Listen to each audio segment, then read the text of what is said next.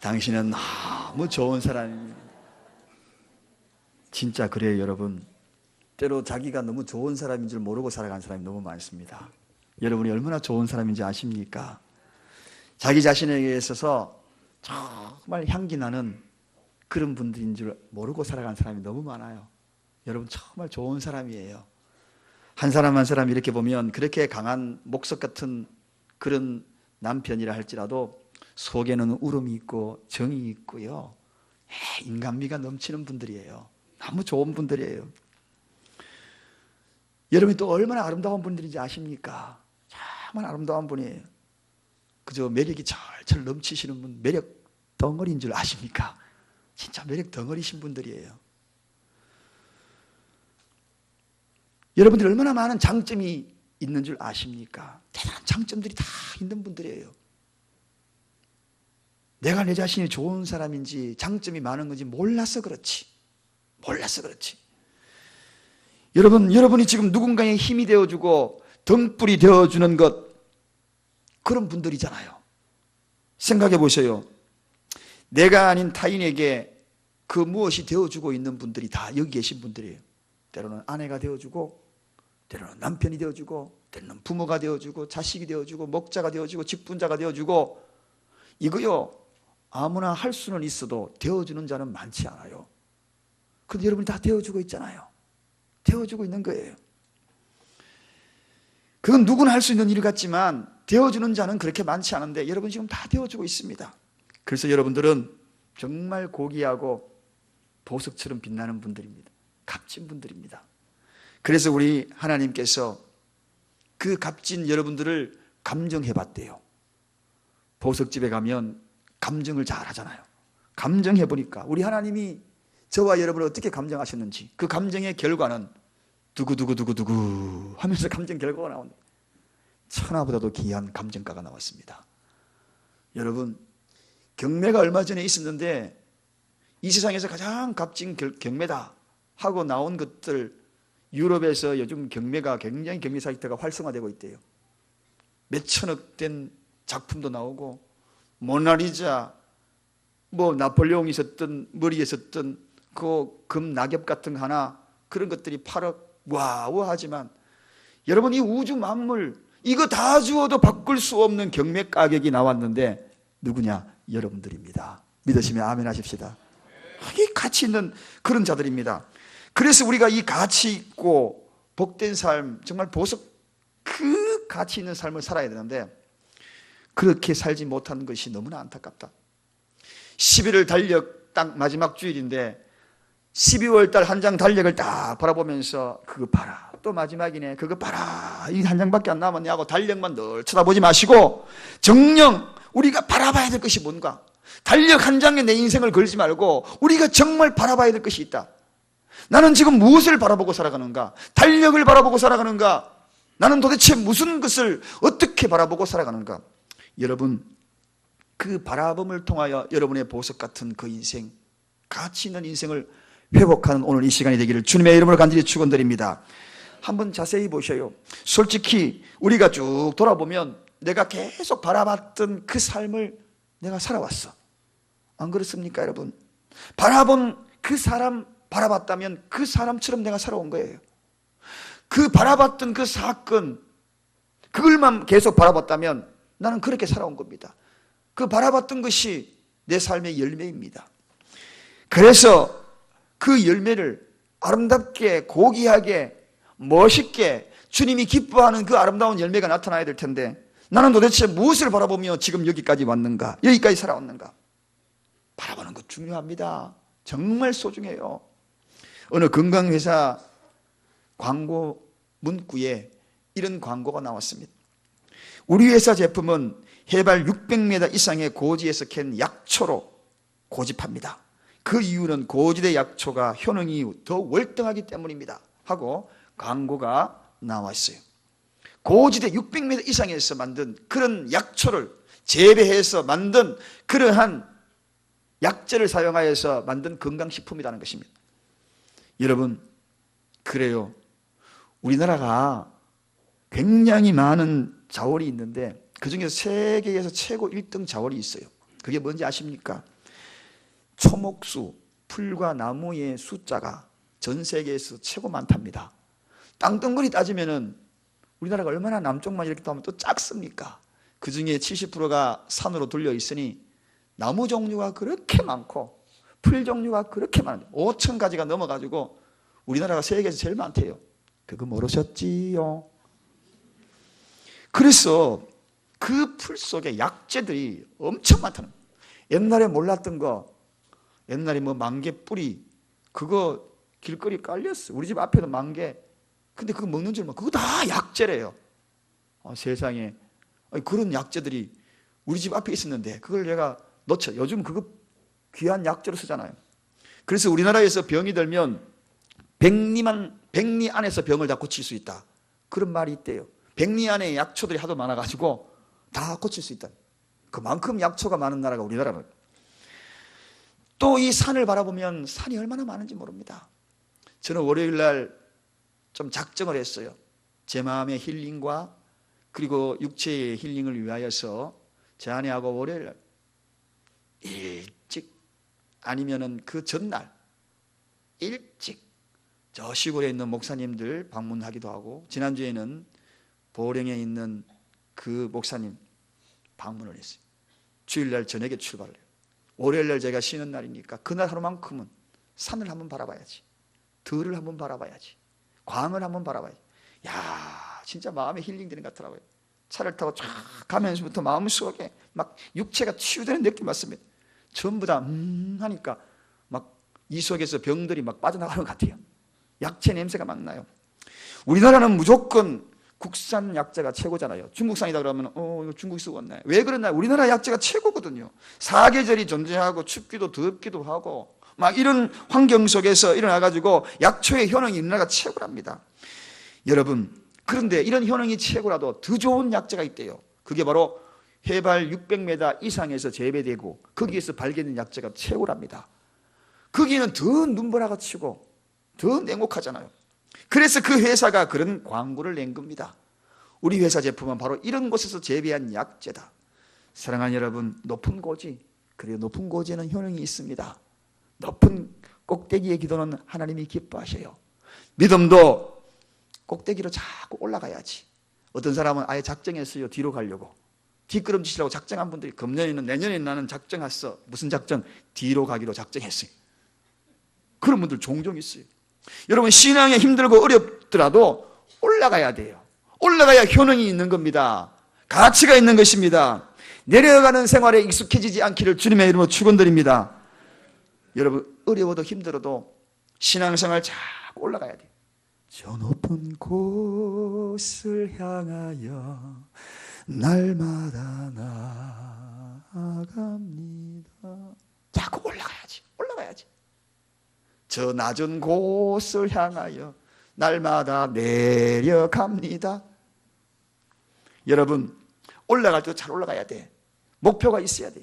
목표를 보고 잘 올라가야지. 어느 날 갑자기 보니까 내가 고지에 와 있는 겁니다. 올라갈 때도 목표 없이 올라가다 보면 다른 곳으로 가다가 낭떠러지 앞에 떡 서가지고 우두커니 서서 절망하는 자들 참 많거든요. 올라가는 것, 목표를 바라보고 올라가는 것, 무엇을 바라보고 올라가는 것 참 중요합니다.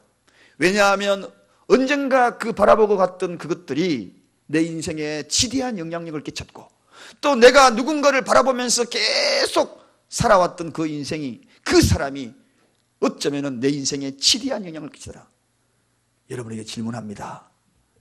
여러분, 남자분들은 참 아버지 많이 바라봤죠. 아버지 많이 바라보고 왔죠. 딸들은 어머니 많이 바라보고 왔죠. 바라보고 왔는데 그 모습이 어느 날 갑자기 보니까 아버지의 모습이 내 모습이, 좋은 것만 바라봐야 될 텐데 좋지 못한 모습을 바라봤던 모습이, 현재의 모습이 내 모습이 된 경우가 얼마나 많은지 모릅니다. 그래서 우리 아버지들 잘해야 합니다. 자꾸 나를 바라보거든요. 저는 제일 무서운 사람이 있다면 성도님들이 아니에요. 제일 무서운 사람이 있다면, 물론 하나님은 제외하고 사람을 이야기하는 겁니다. 제 아들들이 제일 무서워요. 아들들이 제일 무서워요. 나를 어떻게 바라볼까? 그래서 지금은 멀리 떨어져 있어 안 보니까 아이고 좀 그래도 좀 괜찮아요. 근데 지금은 또 바라보는 사람이 제 아내거든요. 두 번째로 제일 무서운 사람이 제 아내. 나를 어떻게 바라보고 있는가? 언젠가는 바라봤던 그대로 닮아가더라고요. 제가 정리 정도는 좀 깔끔하게 못하는 편이거든요. 제 아내는 깔끔하게 하는 편이었어요. 그런데 두 사람이 오래 살다 보니, 저를 늘 바라보다 보니 두 사람이 이제는 어떻게 되었을까? 둘 다 정리 그냥 편하게 살자. 누가 오면 정리하고 둘이 있을 때는 그냥 이해하자. 그렇게 되더라고요. 여러분, 이상해요. 이렇게 볼 때 우리가 무엇을 바라보고 살아가느냐에 대해서 굉장히 중요하다는 것입니다. 현재의 내 모습은 어쩌면은 지나간 우리의 과거의 그 무엇을 바라봤던 것들의 열매로 지금 내가 서 있는 거예요. 그럼 앞으로 우리의 인생, 남아있는 인생, 달력 한 장만 계속 바라볼 것인가? 그 무엇을 바라볼 수 있는 그 대상이 내 인생을 변화시키고 내 삶을 변화시키고 그리고 내 성공을 변화시킬 수 있다면 우리가 그것을 좀 방향을 한번 틀어보고 그리고 그 방향들을 그것을 한번 바라보면 어떻겠는가 하는 것입니다. 여러분, 우리가 잘 알고 있는 큰 바위 얼굴 잘 알고 있죠. 그 큰 바위 얼굴에 대한 이야기가 그 동네에 전해지지 않습니까? 바위 하나가 저 계곡 위에 우뚝 있는데 많은 사람들이 이야기합니다. 전설에 의하면 저 바위 얼굴 닮은 사람이 위대한 영웅이 태어날 것이다. 그 영웅이 바로 저 얼굴을 닮은 사람일 것이다. 그렇게 이야기하고 있습니다. 누가 이 땅에, 누가 우리 동네에 저 영웅이, 저 얼굴 닮은 사람이 태어날까? 그런데 어네스트라는 한 소년이 누구일까? 저 바위 닮은 사람이 누구일까? 고개를 갸우뚱하면서 성장을 합니다. 한참 자라다가 성인이 되어 보니까 사람들이 이야기합니다. 너 저 바위 얼굴 닮았네. 그러고 보니까 자기가 그 얼굴 닮은 겁니다. 여러분, 바라본다는 것이 참 중요하다는 것입니다. 우리가 어떻게 바라보냐에 따라서 내 인격이, 내 영적인 성숙이, 내 믿음의 진보가 이루어진다는 것입니다. 그렇다면 여러분은 지금 무엇을 바라보고 살아갈래요? 오늘도 12월 달 한 장 달리 남은 거 흔들면서 그거 바라보고 살아갈래요? 오늘 무엇을 바라보고 있어요? 먼저 바라보기 위하여서 내 자신을 한번 진단해 보기를 원합니다. 내 인생에 있어서 나의 모든 진보를, 전진을, 발전을 도대체 방해했던 장애물이 무엇인가? 그걸 한번 바라보십시다. 먼저 이것을 한번 진단해 보십시다. 여러분, 여러분의 가정에 왜 행복하지 못했던가? 그 행복의 방해물이 무엇이었던가요? 그거 한번 들여다보셔요. 내 인생 여기까지 살아왔는데 왜 내 인생이 실패 인생이었던가? 그 이유를 한번, 장애물이 무엇던가 한번 바라보세요. 내가 믿음 생활 오래 했는데 아직도 내 믿음이 성숙하고 성장하지 못하고 내 신앙의 인격이 성장하고 성장하지 못했던 것, 그거 장애물이 도대체 무엇인가? 오늘 한번 들여다보지 않겠습니까? 그걸 한번 바라보라는 겁니다. 먼저 진단을 해야지요. 치료를 하려면 진단을 해야죠. 오늘 이 시간에 성령께서 여러분들에게 진단할 수 있는 강력한 하나님의 은혜가 있기를 원합니다. 오늘 성경에도 그러잖아요. 모든 무거운 것과 얽매이기 쉬운 죄를 벗어버리라. 얽매인 것이 무엇입니까 도대체?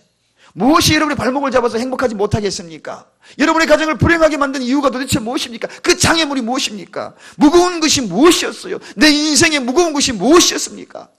무엇이었나요? 신앙생활에 내 믿음의 진보를 방해했던 것들이 도대체 무엇인가? 심지어는 내 헌신하고자 하는 내 마음에 헌신의 장애물이 도대체 무엇인가? 오늘 그 무거운 것, 얽매였던 것, 무거운 것들은 내려놓으시고 얽매였던 것들은 풀고 가는 오늘 이 시간이 되기를 주님의 이름을 간절히 축원드립니다. 내려놔야 신기록을 세워요. 수영 선수들, 요즘 수영 선수들 복장은 제가 민망해서 못 보겠어요. 남자 옷 수영 선수들 보셨나요? 박태환이 옛날에는 제일 처음에 수영 선수들 올해 몇십 년 전에는 트렁크 바지 입고 나왔어요. 트렁크 바지. 그런데 요즘은 어떻게 발전했습니까? 그 다음 한 단계로 삼각 팬티 다 입고 수영 선수 나와요. 그 쌍스러운 거 다 내려. 요즘은요 타이즈 아시죠? 입었는지 안 입었는지 타이즈 다 몸에 쪼이는 거 딱 입고 그 쌍스러운 거 하나도 없이 몸에 붙은 것처럼 그렇게 해서 하니까요 기록이 자꾸 단축되는 거예요. 세계 신기록이 자꾸 세워지더라고요. 여러분, 여러분의 인생도 기록을 세울 수 있습니다. 그 주상스러운 거 다 철저하게 자꾸 정리를 해야죠. 오늘 여기에 그러잖아요. 그런 거, 얽매이기 쉬운 거, 방해 요소들, 그거 내려놓으면 우리의 인생도 아까 제가 이야기했죠. 매력 덩어리 인생으로, 멋진 인생으로, 감정가가 얼만데 비실비실하게 살지 않는 인생으로 살 수가 있다는 것입니다. 정말 행복한 인생으로 살 수 있다는 것입니다.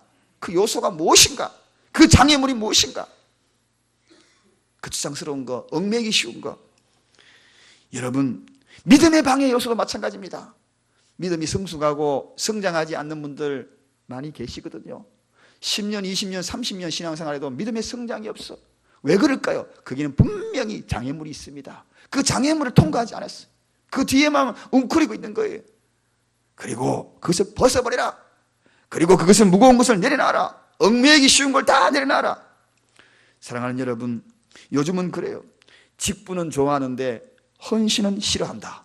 너무 웃기지 않습니까? 직분은 너무 좋아해요. 교회에서 직분은 너무 좋아요. 그런데 헌신은 싫어해. 그거 왜 그런 현상이 나타납니까? 헌신의 장애물 때문에 그래요. 무슨 장애물이 여러분 앞에 있습니까? 그 장애물, 진보의 장애물, 도대체 그것이 무엇인가요? 곰곰이 한번 생각해 보시기 바랍니다. 신앙 성숙에 방해하는 요소들이 반드시 있고, 우리 가정의 행복을 방해하는 요소들이 반드시 있고, 부부 사이의 사랑을 방해하는 요소들이 반드시 있고, 부모와 자식 사이의 사랑과 공경을 방해하는 요소들이 반드시 있다. 그러나 그 요소들, 그 방해 요소들, 장애물들만 걷어내면 신기록 세운다. 신기록 세운다. 정말 행복해진다. 맛깔나는 인생 된다. 보석처럼 빛나는 삶이 된다. 여러분, 행복의 장애물, 이런 모든 장애물들, 성공의 장애물들, 이런 모든 장애물들, 그런 것들이 여러분들에게 발목을 잡지 않기를 주님의 이름으로 축원드립니다. 무엇 때문에 실망했습니까? 실망의 요소가 뭔가요? 남편 때문입니까? 아내 때문입니까? 목사 때문입니까? 성도 때문입니까? 그 모든 것들이 실망의 장애물. 오늘 그런 것들 너무 많으십니까? 아니면은 죄의식 때문입니까? 단번에 십자가 지시면서 다 용서했다는데, 회개하는 자 눈보다 양털보다도 다 희게 해주셨다는데 왜 그렇게 죄의식에 사로잡혀서 무거운 발걸음을 오늘도 옮기시나요? 사랑하는 여러분, 습관 때문입니까? 좋지 못한 습관이 장애물인가요? 믿음 생활하는데 습관도 굉장히 중요하지요. 가정에서도 마찬가지입니다. 무엇인가요? 성공을 방해하는 나쁜 습관이, 신앙생활을 방해하는 나쁜 습관이 장애물인가요? 그것 때문인가요? 오늘 우리가 어떤 것에 진보를 하기 위해서, 발전하기 위해서, 거기는 틀림없이 이 장애물이 있다. 그걸 들여다봐야 합니다. 그걸 발견을 해야 하는 것입니다. 그걸 또 제거해야 하는 것입니다. 여러분이 얼마나 아름다운 사람인데, 우리 모두가 얼마나 아름다운 사람인데, 얼마나 멋진 사람들인데, 하나님이 보시고 좋았더라 하며 감탄한 사람인데, 하나님이 우리 앞에서 기뻐서 어쩔 줄 몰라서 우리 각 사람에게 노래를 만들어서 그 앞에서 춤추신다고 성경에는 그렇게 말한 사람들인데, 얼마나 빛나야 될 사람들인데 지금 무엇을 바라보고 살아가고 있습니까? 바라보는 것이 여러분들을 힘들게 만들고 있습니다. 오늘 내 속에 숨겨져 있는 진보를 방해하는 장애물들, 그 장애물들 한 10초만 기도하겠습니다. 성령께서 여러분에게 일러주시는 것 기도하겠습니다. 하나님, 각자 기도하겠습니다. 하나님, 오늘 이 시간에 하나님이 찾아오셔서 내가 발견하지 못했던, 미처 생각하지 못했던 장애물들 생각나게 하여 주옵소서. 짧은 시간에 성령께서 콕콕 집어서 믿음의 진보, 행복의 진보, 사랑의 진보, 용서의 진보, 그 모든 장애물들 걷어내고 얽매이기 쉬운 것에 있어서, 나를 사로잡고 있어서 벗어나게 하여 주옵소서. 그래요, 세상이 그렇게 귀하고 고귀한 이 아름다운 모습, 하나님이 기뻐서 어쩔 줄 모르는 그 인생을 회복하게 하여 주옵소서. 예수님의 이름으로 간절히 기도드리옵나이다. 아멘. 여러분, 말씀 들으시다가 여러분 속에 깨달음이 있으신 분들은 말씀을 적용하여 그 장애물들이 하나둘씩 거두어져서 안개가 거두어지듯 새로운 삶의 빛을 발견하는 은혜가 있기를 원합니다. 자, 오늘 이 말씀에 그러면 이제 뇌를 진단했다면 우리가 바라봐야 될 믿음의 모델들을 성경에서 제시합니다. 본문 1절에도 소개하고 있습니다. 여러분, 자, 성경의 모델이 굉장히 중요합니다. 성도는 신앙의 모델을 통하여 닮아가거든요. 우리 교회가 누구의 모델을 삼느냐에 따라서 굉장히 좌지우지하게 행복하고 그렇지 않느냐 많은 영향력을 미칩니다. 우리가 누구의 모델을 삼을까요? 오늘 본문에는 믿음의 정인들을 모델을 삼아라. 그들은 믿음의 정인들이다. 그들을 믿음의 정인 삼아서 한번 살아가라 하면서 본문 12장 앞장에 보면 40여 명이 거기에 모델들이 쫙 소개하고 있습니다. 여러 가지 유형들의 모델들을 각기 여러분이 정말 닮고 싶은 한 사람 선정하여 나도 그렇게 한번 살아봐야지. 믿음의 모델들을 한번 본받아봐라. 그렇게 성경은 이야기하고 있습니다. 그야말로 믿음의 샘플들입니다. 명예의 전당에 올라가 있는 성공적인 믿음의 사람들을 거기에 쫙 소개되고 있습니다. 저는 한마디로 믿음의 영웅들이다. 그렇게 소개하고 싶어요. 여러분, 우리에게는 분명한 이렇게 모델들이 다 있습니다. 누구를 닮아야 할까? 가만히 보니까 여러분, 모델들이 없어서 그래요. 오늘 이 시대에 모델들이 없대요. 신앙의 모델들이 없대요. 부끄러운 현실. 그래서 우리는 믿음의 모델, 믿음의 영웅들, 성경에 있는 이 40여 명을 거론하면서 모델 한번 삼아보세요. 이런 모델들을 삼을 때에 참으로 우리의 인생이 진보적일 것입니다. 발전적일 것입니다. 행복할 것입니다. 사랑하는 여러분, 요즘요 젊은 20대들 많은 사람이 롤 모델이 누구냐라고 앙케이트를 조사를 해봤대요. 누구일 것 같아요? 안 보시니까 모르죠. 남녀 통틀어서 젊은 20대 청년들한테 물어보니까 유재석이가 롤 모델이 1위로 올라갔어요. 그러면 남자 전체의 유재석이라면 남자도 역시 유재석이겠죠. 그러면 여자는 누구일까? 김연아가. 여러분, 그렇습니다. 어쨌든 좋은 점 모델을 삼으면은 그 뒤를 따라간다 그러면 뭔가 좋은 일이 나겠지요. 자기도 그렇게 하면 노력을 하고 또 그렇게 하면. 도대체 여러분은 누구가 모델입니까? 성경에는 우리에게 이렇게 훌륭한 모델들이 많은데 근본적으로 우리의 믿음을 리모델링 해야 합니다. 리모델링이 뭡니까? 새로 꾸며야 돼요. 이 상태는 안 됩니다. 아니면은 재건축해야 돼요. 이 상태가 되면 큰 환란 한번 닥치면은 영락없이 무너지는 믿음이 될 수밖에 없어요. 그래서 우리 모델들을 바라봐야 돼요. 이번에 포항에 지진 났잖아요. 그 지진이 나고 난 다음에 그 아파트 거기에 이재민들이 많이 나아가서 재건축을 한다고 결정이 되었지 않습니까? 그 재건축하는 대성 아파트라는 아파트가 바로 우리 어머니 살고 있는 그 아파트 바로 그 앞에 아파트예요. 그런데요, 놀랍게도 그 결정이 뭡니까? 재건축이에요. 재건축. 앞으로 지진 더 크게 나면 자칫하면 큰 사상자가 난다. 저 상태에서는 안 된다. 무너지면 다 죽는다. 그래요, 여러분. 건물 무너져도 죽지만 믿음 무너져도 죽습니다, 여러분. 믿음을 재건축해야 돼요. 믿음을 리모델링 해야 되는 것입니다. 그들 보십시오. 텐트 쳐놔놓고 얼마나 집으로 돌아가기를 원하고 있습니까? 얼마나 생활이 불편합니까? 그러나 불편해도 재건축해야 되는 거죠. 안 그러면은 다음에 이번에는 5.5 지진 왔지만 다음에 6 정도 지진 오면 어떻게 되겠어요? 죽습니다. 다 무너지는 거예요. 불편하지만 우리의 믿음, 내 속에 믿음의 진보를 막고 있는 이 모든 것들이 무엇인가 장애물을 발견했다면 이제는 믿음의 영웅들을 바라보면서 이제는 내 믿음을 재건축해야 합니다. 마지막 때에 성경은 소개하고 있습니다. 대환란, 이런 국지적인 지진이 아니에요. 그때는 땅이 뒤집어지는 지진이 있다는 것입니다. 살아날 수 없는 그런 지진들이 이 땅에 있을 것이라고 성경은 예고하고 있거든요. 그때가 오기 전에 대비해야 합니다. 재건축해야죠. 든든한 믿음의 집을 세워야 합니다. 흔들리지 않는 집을 세워야 합니다. 그 속에는 지진이 아무리 와도 흔들리지 않는 그런 믿음. 사랑하는 여러분, 우리가 얼마나 귀한 존재인데 그런 지진 하나에 무너져서 내 신앙을 포기하고 내가 위기에 처하여 쓰러져 넘어져서 일어나지 못한다면 그거보다도 어리석은 일이 어디 있겠습니까? 여러분, 근데 요즘은 0.000000000000001 신앙의 시험만 와도 넘어지는 사람이 있어. 리모델링 하시기를 주님의 이름으로 축원드립니다. 조금 누구가 한 사람 눈살만 찌푸리는 것은 요걸 얼마의 지진의 그 강도냐? 0.000000001일.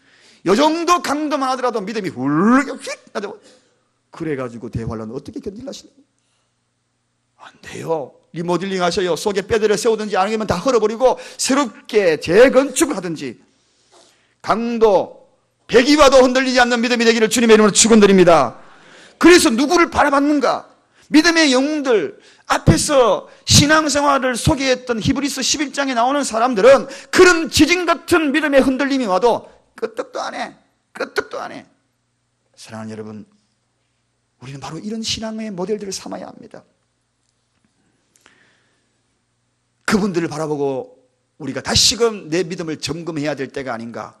오늘 이 시대에 많은 교회가 있고 많은 성도가 있지만 정녕 그 속에는 예수가 없다, 이런 이야기를 하고 있습니다. 왜 그럴까요? 이제 세 번째 이야기로 넘어가면 이제는 이해가 됩니다.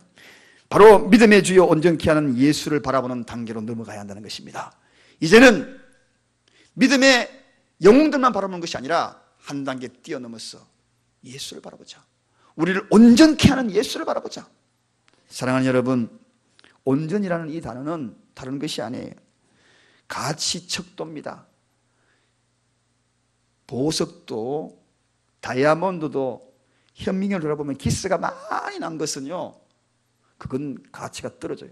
맨들맨들맨들하고 그런 것, 잘 깎아진 것은 굉장히 비쌉니다. 온전이라는 것은 뭡니까? 자꾸 깎았어. 나를 정말 고귀한 보석으로 만든다. 그게 온전케 하는 예수. 그렇습니다. 믿음의 실체인 그분을 바라보고 믿음의 완성자인 예수를 바라보여서 우리가 완전하게 온전되어가는 가치 있는 인생, 그러한 인생, 그분이 그렇게 되기 위해서는 예수를 바라보자. 나를 완벽한 모델로 그분을 삼고 나간다면 나도 온전한 자리에 정말 보석의 가치 있는 그 자리에 설 수 있지 않을까. 그래서 예수를 바라보자. 바라본다는 것은 다른 것이 아니에요. 시선을 고정시킨다는 것입니다. 여기저기 하지 말고 한 곳에 예수 한번 바라보자. 사랑하는 여러분, 며칠 전에 저는 새벽 설교에 예수님이 가야바 뜰에서 재판을 당하는 그러한 설교를 한 적이 있었습니다. 너무나 많은 상처를 받는 장면이었죠. 어마어마한 상처, 예수님이 이 땅에서 정말 최고의 상처받는 순간입니다. 십자가를 지는 것 그 이상의 상처였죠. 어떤 상처였나요? 베드로가 예수님을 3번 부인하는 대목이었고, 그리고 베드로의 모습이었습니다. 재판이 진행되는 과정에서 베드로는 멀찍이 앉았어. 무엇을 했다고요? 불을 쬐고 있었다. 불을 쬐고 벌거리하게 자기는 추위 불 쬐고 있으면서 예수님은 저기에서 생사 죽음의 걸림길에 재판을 받고 있는데 자기는 불 쬐고 있는 거예요. 그런데 예수님이 말씀하셨잖아요. 네가 닭 울기 전에, 네가 닭이 2번 울기 전에 나를 3번 부인할 것이다. 닭은 2번 울었는데 세상에 부인은 3번 하는 거예요. 3번. 한 번 들고 한 번 하고, 이거 짝도 안 맞아. 그만큼 인간의 나약성을 보여주는 겁니다. 닭 2번 우니까 벌거리하게 불 쬐고 있던 베드로가, 누군가가 베드로에게 이야기하잖아요. 당신은 예수당 아니냐? 예수와 함께 다니지 않느냐? 어떻게 해요? 3번씩이나 부인하고 심지어는 저주하면서 나갑니다. 불 쬐는 베드로의 모습, 저주하면서 뒷걸음질 치는 그 베드로가 혹시나 하고 싹 눈을 돌려보니까 예수님이 그때 자기를 보고 있거든요. 보고 있거든요. 그 장면을 새벽에 설교를 했는데 제 아내가 그렇게 울었대요. 예수님이 얼마나 상처받았을까, 얼마나 상처가 됐을까, 그렇게 펑펑 울었대요. 집에 가면서도 그 이야기 하더라고요. 저는 몰랐는데. 근데 그날 새벽에 제가 설교하는데 새벽 시간에 몇 분이나 눈물을 훔치는 거예요. 다른 성도님들도. 그 이야기 듣고 저도 설교자로서 또 그런 마음이 들어가는, 야, 정말 그렇게 했구나. 3년 동안 동고동락했던, 통근하면서 출퇴근하면서 학교 다녔던 것도 아니고 같이 했던 이 베드로가 자기는 불 쬐고, 그리고 예수는 죽음으로 몰아가고 저주했던 그 모습, 얼마나 상처 입었을까. 그런데 그렇게 하고 십자가를 지신 예수님이 베드로보다 먼저 갈릴리로 가서 도망자 베드로를 기다렸다는 겁니다. 부활하신 주님이 베드로를 기다렸어. 오히려 기다렸어. 베드로에게 이런 질문하잖아요. 요한의 아들 시몬아, 네가 나를 사랑하느냐 하고 질문합니다. 사랑하는 여러분, 이 이야기는 무슨 이야기인가요? 나는 너를 아가페적인 사랑을 하마. 그런데 너는 친구로만 나를 사랑해다오. 그걸 이야기하는 거예요. 친구로만 나를 사랑해다오. 저는 또 한 번 울 뻔했습니다. 이 대목을 또 생각하니까. 상처받을까 봐 베드로라는 이름을 부르지 아니하고 요한의 아들 시몬아, 과거 이름을 불러줬던 거예요. 베드로는 뭡니까? 넘어지지 않는 자거든요. 반석이라는 이름 아닙니까? 그런데 요한의 아들 시몬아 이렇게 부릅니다. 사랑하는 여러분, 예수님 보셔요. 다시 일어나잖아요. 부활하시면 다시 일어나잖아요. 그리고 상처 줬던 그 현장에 먼저 가서 기다리잖아요. 이게 예수님의 모습이었습니다. 여러분, 세상 살아가면서 가족관계에 있어서 신앙생활하면서 여러 가지 상처들 많이 받으시죠. 예수님을 바라보시기를 주님의 이름으로 축원드립니다. 극복하지 못할 그 어떤 상처가 어디 있겠습니까? 신앙의 원리는 뭔가? 신앙의 원리는 뭔가? 믿음의 진보를 이루는 신앙의 원리는 뭔가? 예수를 바라보는 거예요. 복음의 원리는 뭔가? 오늘도 무엇을 바라보기 위해서 오십니까? 이 교회에 어떻게 오셨나요? 예수님 바라보고 온 겁니다. 할렐루야! 이게 복음입니다. 예수 그리스도, 그분을 바라보기 위해서 여러분의 발걸음을 옮긴 자리가 바로 이 자리입니다. 그래서 우리의 찬양에는 보혈이 묻어 있는 거예요. 우리의 기도에는 예수 그리스도의 땀방울과 핏방울이 떨어지는 거예요. 그런 자리가 오늘 이 자리입니다. 성령의 역사의 자리가 바로 이 자리입니다. 운행하시는 자리가 이 자리인 것입니다. 사랑하는 여러분, 그래서 우리는 예수를 바라봐야 되는 거예요. 신앙생활 하면서 교회 오면서 성도 바라보지 마십시오. 목사 바라보지 마십시오. 예수 바라보시기를 주님의 이름으로 축원드립니다. 오직 예수, 오직 예수, 예수, 예수, 예수. 사랑하는 여러분, 오늘 본문 3절 한번 가보십시오. 다 같이 한번 읽어보겠습니다. 본문 3절에 뭐라고 이야기하는지 다 같이 읽겠습니다. 시작. 너희가 피곤하여 낙심치 않기 위하여 죄인들의 이같이 자기에게 거역한 일을 참으신 자를 생각하라. 여러분, 우리가 피곤하잖아요.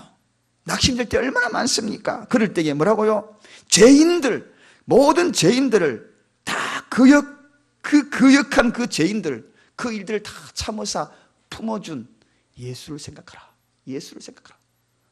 상상도 못하죠. 그 가냘픈 나사렛 청년이 팔을 펴서 다 품어줬다. 다 품어줬다. 얼마나 위대한 분입니까? 사랑하는 여러분, 어떤 실망스러운 일들이 있었나요? 어떤 신앙의 회의를 느낍니까?